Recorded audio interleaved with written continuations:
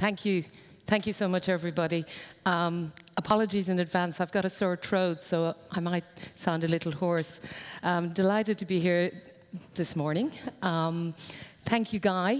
Thank you for setting it up for me, because if I'd known Guy was going to talk about everything he talked about, I probably would have cut out about 80% of what I was going to talk about, so I'm changing as we speak.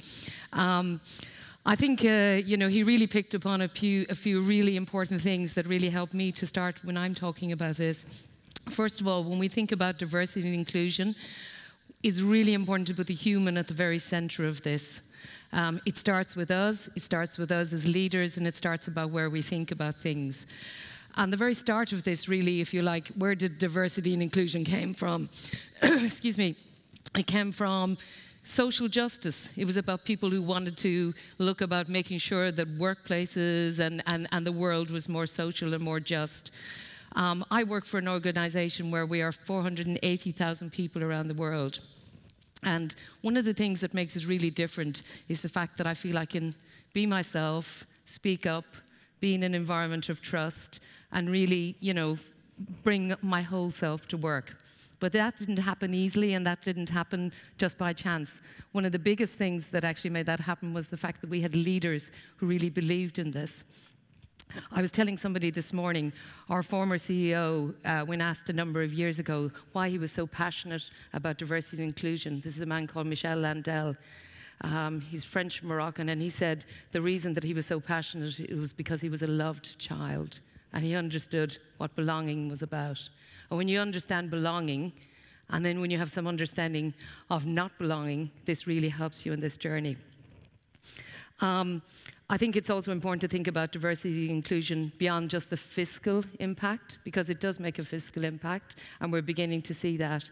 But it's also about, you know, like Guy talked about, these workplaces of the future and these amazing buildings. How do we make sure they actually feel good for us to work on?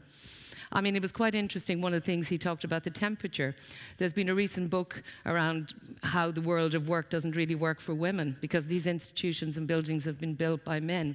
One of the biggest issues is actually the temperature, because guess who designs most of the temperatures and everything about air conditioning in buildings, and who does the designing? Men. They never take into account that women's bodies are different, that we heat up at certain stages of our life. We heat up more than others. And nobody's actually thought about that. And when you give people control over the heat in the building, you should see what happens. You've got people who are too hot in one area, too cold in another. So that just gives an example that none of this is a perfect science. I guess from a personal perspective, I just wanted to tell a little bit about my story and my passion, and then help you to understand why that's important for me and for Sodexo and why we're here. I want to just take you back to 1980s Ireland. So anybody who knows Ireland, this little country out on the edge of Europe, I was brought up in County Limerick in Ireland in a very, I would say, very traditional family, mum and dad, very Catholic environment. And one of the biggest challenges I had as I was growing up was that I always felt really different to everybody else. I felt like I was in just a different universe. Most of that sort of began to explain itself to me personally as I sort of grew a little older and into my teens, because I did discover that I was different. The big difference was that I preferred girls to boys, that I didn't fit in with the norms that perhaps were expected.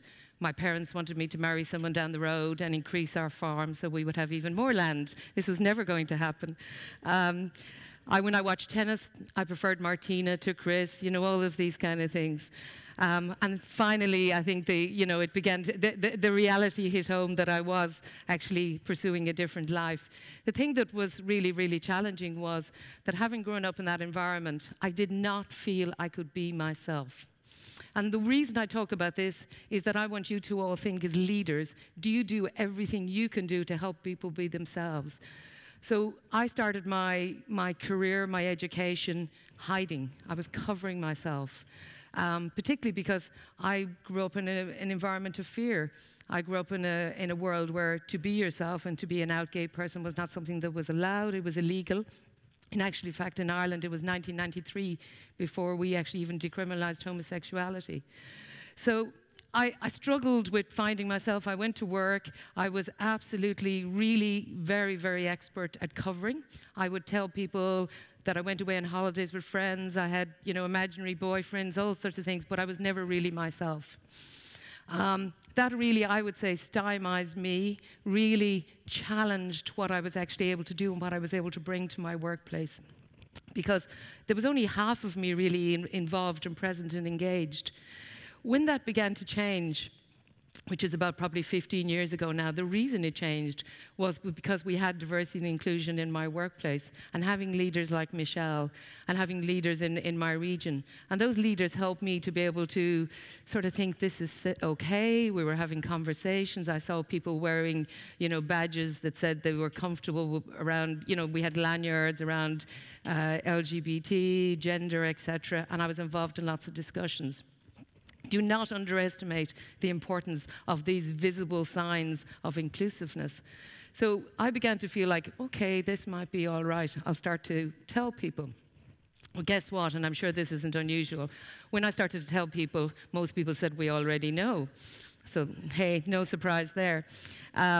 Probably the hardest challenge was actually telling my mom. I spent a whole night at home in County Limerick. I had at least a bottle of wine, and eventually she said to me, what is it you want to tell me? And when I told her, she said, oh, I already knew, it's fine.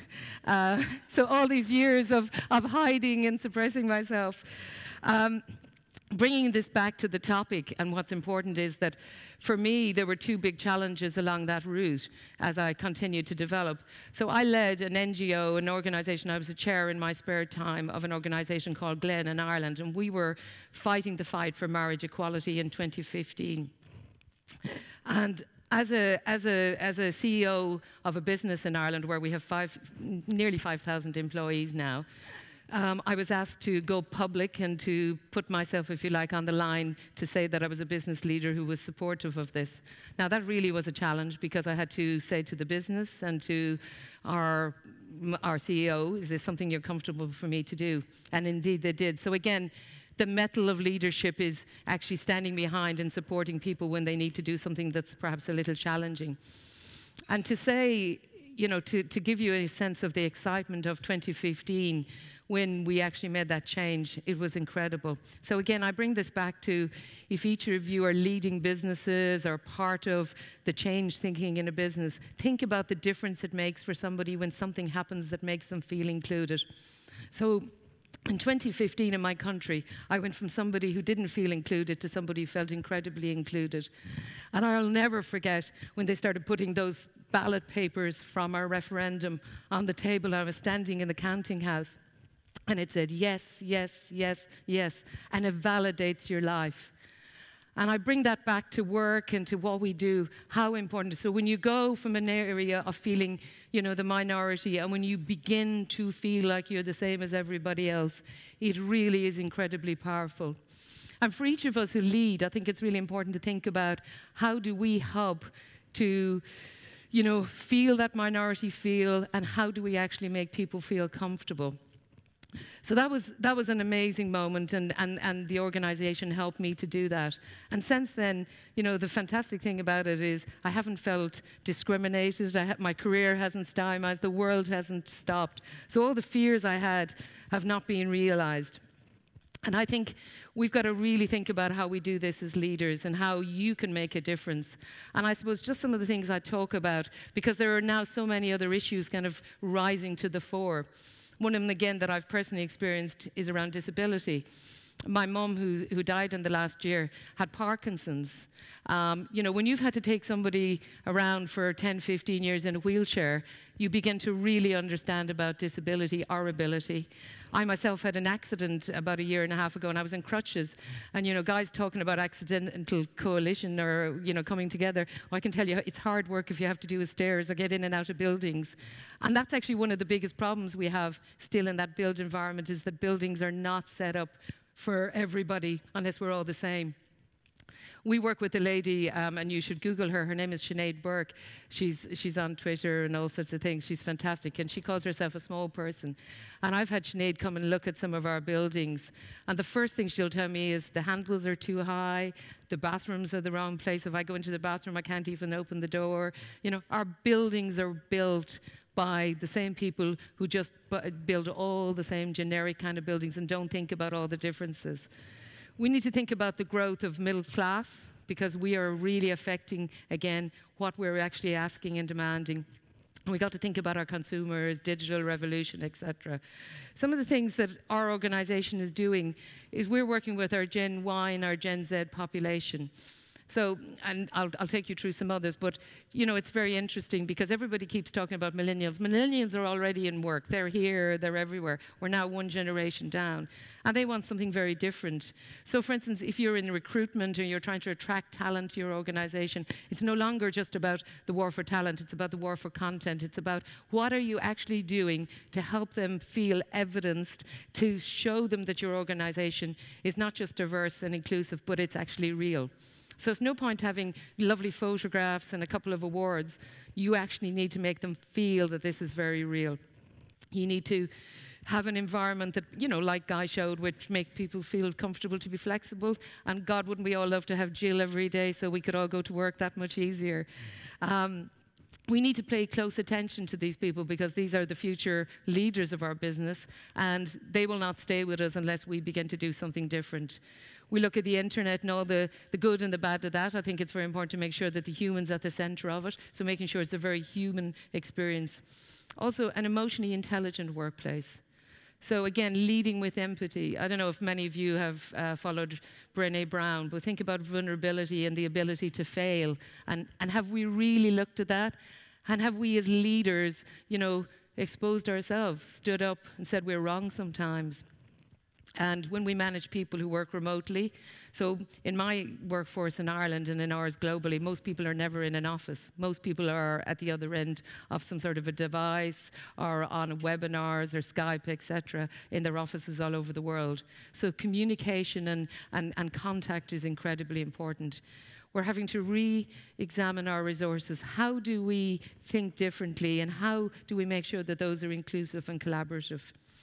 Gender balance has probably been one of the biggest areas of improvement for our organization. So again, I'm probably an example of where we've looked at gender balance and tried to support people and sponsor people who don't always come from the traditional format.